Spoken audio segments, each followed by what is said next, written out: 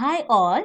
Next, we're going to discuss two topics that is digital natives and cyberspace. And first of all, who is digital natives?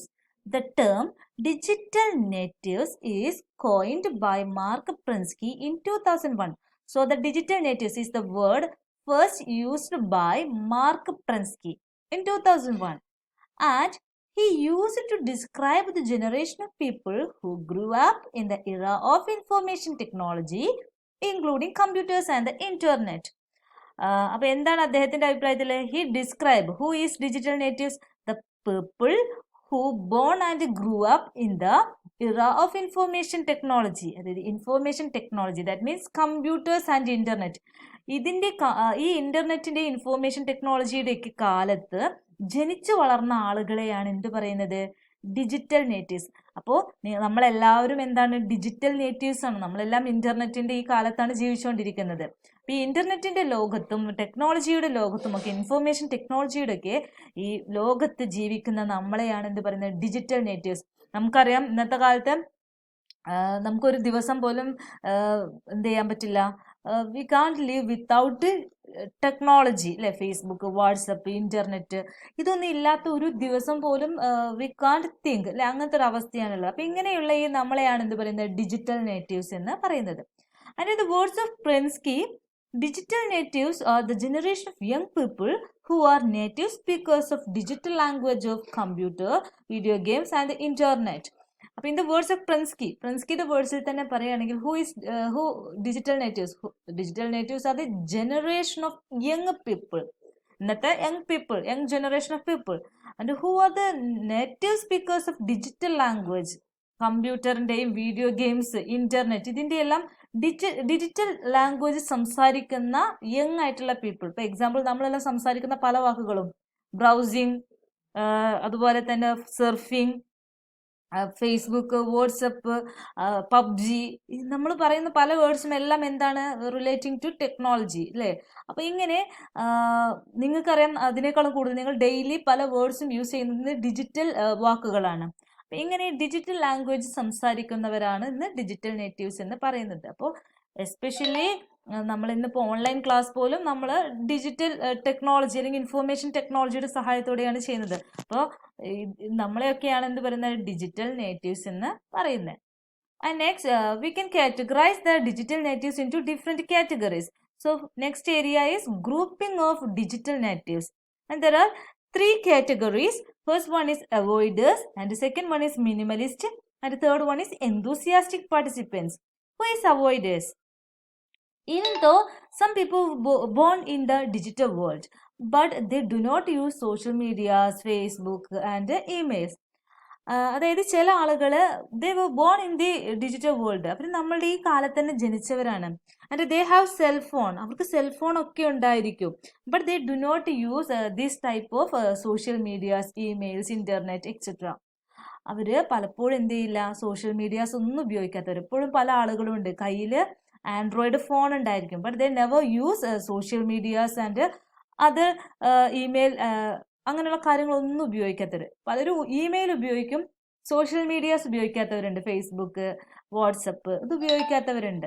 അപ്പൊ ഇങ്ങനെയുള്ളവരെയാണ് എന്ത് പറയുന്നത്, നമ്മുടെ അവോയ്ഡേഴ്സ് എന്ന് പറയുന്നത്. അതായത് ടെക്നോളജി ആക്സസ് ആണ് എന്നാൽ പോലും ഉപയോഗിക്കാത്ത ആളുകളെയാണ് എന്ത് പറയുന്നത്, avoiders. They dislike to enter the digital world, that is avoiders. അപ്പൊ അങ്ങനെയുള്ള ആളുകൾ നമ്മളുടെ ഇടയിൽ ഉണ്ടായിരിക്കും. ഇപ്പോൾ next one is minimalist. Minimalist means they use technology minimally when it is necessary. They use technology when they feel it is necessary to use technology. അപ്പോൾ because of necessity they use technology. ഇപ്പോഴത്തെ online ക്ലാസ്സിനെ നോക്കുകയാണെങ്കിൽ നിങ്ങളുടെ കൂടെയുള്ള പലരും എന്ത് ചെയ്യുന്നുണ്ടാവും, technology അല്ലെങ്കിൽ വാട്സപ്പ് ഒന്നും മുമ്പ് ഉണ്ടായിരിക്കില്ല. Because of this online class they started WhatsApp account. അപ്പൊ അങ്ങനെയുള്ള ആളുകളുണ്ട്. അത്യാവശ്യം വരുമ്പോൾ ഉപയോഗിക്കുന്ന ആളുകൾ, they check Facebook account once a day or every couple of days. അവര് ഒരിക്കലൊക്കെ ഒരു ഫേസ്ബുക്ക് അക്കൗണ്ട് നോക്കുക, അല്ലെങ്കിൽ ആഴ്ചയിൽ നോക്കുന്നവരുണ്ടാവും, അല്ലെങ്കിൽ 2 ദിവസം കൂടുമ്പോൾ നോക്കുന്നവരുണ്ടാവും. ഈ അങ്ങനെയുള്ള ആളുകൾ, അതായത് വളരെ മിനിമം ടെക്നോളജി യൂസ് ചെയ്യുന്ന ആളുകൾ, അത്യാവശ്യത്തിന് മാത്രം നല്ല രീതിയിൽ ടെക്നോളജി യൂസ് ചെയ്യുന്നവരാണ് എന്ത് പറയുന്നത്, മിനിമലിസ്റ്റ് എന്ന് പറയുന്നത്. And the third category, that is enthusiastic participants. They enjoy technology and they use Facebook and other social medias, watching YouTube and movies online. അപ്പോൾ ഇത് enthusiastic participants എന്ന് പറഞ്ഞാൽ they actively using this digital world, അല്ലെങ്കിൽ actively using these social medias, Facebook, WhatsApp, and all time watching films on online, watching videos in YouTube. അതായത് ഇപ്പൊ example പറയുകയാണെങ്കിൽ നമ്മളൊക്കെ ഇപ്പൊ എന്തായിട്ടുണ്ട്, enthusiastic participants ആണ്. എപ്പോഴും majority time we spend our time with these type of technology. അപ്പൊ അങ്ങനെയുള്ള ആളുകൾ, ഓൾവേസ് യൂസ് ചെയ്യുന്ന ആളുകളെയാണ് enthusiastic participants എന്ന് പറയുന്നത്. അപ്പൊ നിങ്ങൾ കാറ്റഗറൈസ് ചെയ്യാൻ നിങ്ങൾക്ക് അറിയുന്നവർ, അവോയ്ഡേഴ്സ്, മിനിമലിസ്റ്റ്, enthusiastic participants. അവോയ്ഡേഴ്സ് എന്ന് പറഞ്ഞാൽ വളരെ കുറച്ച്, തീരെ ഉപയോഗിക്കാത്ത ആളുകൾ. മിനിമലിസ്റ്റ് എന്ന് പറഞ്ഞാൽ വളരെ മിനിമം ആയി ഉപയോഗിക്കുന്നത്. ആക്റ്റീവായി യൂസ് ചെയ്യുന്നവർ enthusiastic participants. അപ്പോൾ ഇതാണ് ഡിജിറ്റൽ നേറ്റീവ്സ്, അതിൻ്റെ grouping. And next we move to the next topic, that is cyberspace. And the word cyberspace that is first used by William Gibson. അപ്പോൾ വില്യം ഗിബ്സൺ ആണ് first of all the word cyberspace was used. ആദ്യമായിട്ട് ഈ വാക്ക് അദ്ദേഹത്തിന്റെ പേരിലാണ് use ചെയ്തതിന്റെ പേരിൽ ഇറക്കുന്നത്. Then what is cyberspace? Cyberspace in internet can be defined as the virtual computer world which is used to form a global computer network to facilitate online communication. In other words, it is a world of information through internet. ഇന്റർനെറ്റിന്റെ ലോകത്തുള്ള ഒരു space ആണെന്ത്, cyber space എന്ന് പറയുന്നത്. നമ്മൾ എപ്പോഴും കേൾക്കുന്ന ഒരു വേർഡാണ് സൈബർ സ്പേസ്.